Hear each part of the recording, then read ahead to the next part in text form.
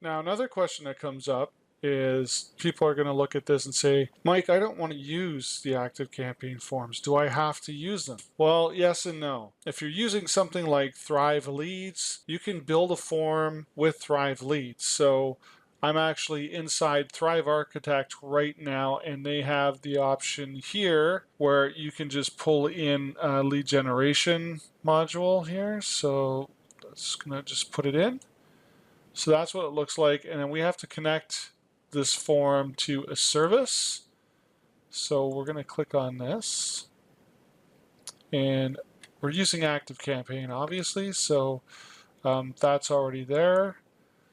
And then we have to choose a list. So again, this is why you need to have a list set up first. Otherwise, you're going to hit this step and you're going to be stuck. So we did a test list.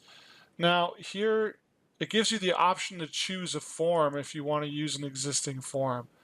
For some reason, I'm not able to scroll through this list, but there is also the option to use none. So if you did build that form out in ActiveCampaign, you would have been able to just sidestep some of the work. Otherwise, you got to rebuild it in here. The other thing I wanted to point out too is you can see here where it has switch to HTML integration. So if I click on that, I could now just paste in my form code from before, hit continue, and we're done. It doesn't get any faster than that.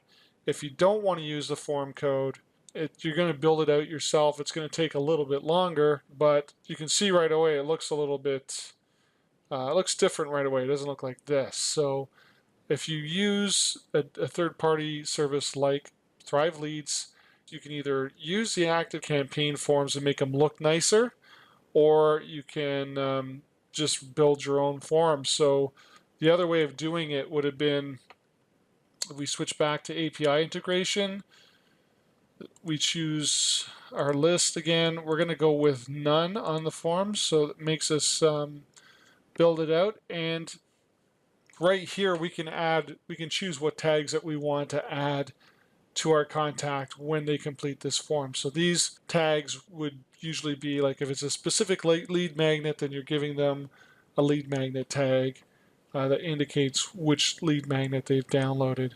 Hit continue. So now it's checking on the fields. Right now I've only got email in there. So I would have to click add a new field if I wanted to add first name. So there that is. I'm going to put that as required. Hit next. Then we can specify what happens after they fill out the form. Do we want to reload the page? Do we want to redirect them to a custom URL, or do we want to do a success notification? Just for time limit sake, we're just going to click this one. And now it's done. And if we want to edit our form elements, at least with this particular tool, this is where I would do it. So if I wanted to change the name, I would just click here and change this to register for webinar, let's just say. There you go. You don't technically need to build the forms inside of ActiveCampaign, but I find it is handy, especially if you want to do double opt-in, because you can pull the HTML version and just paste it right into a service like Thrive Leads, and then it reads that information and generates a new form that looks nicer than just the out-of-the-box ActiveCampaign code here. But essentially, it's just a different kind of skin. It's the same thing, and it works just as well.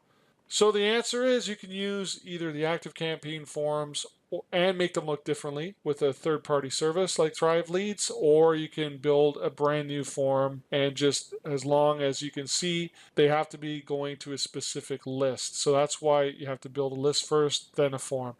Anyway, thanks for watching. For more tips like these, sign up for AutomationEngage.com.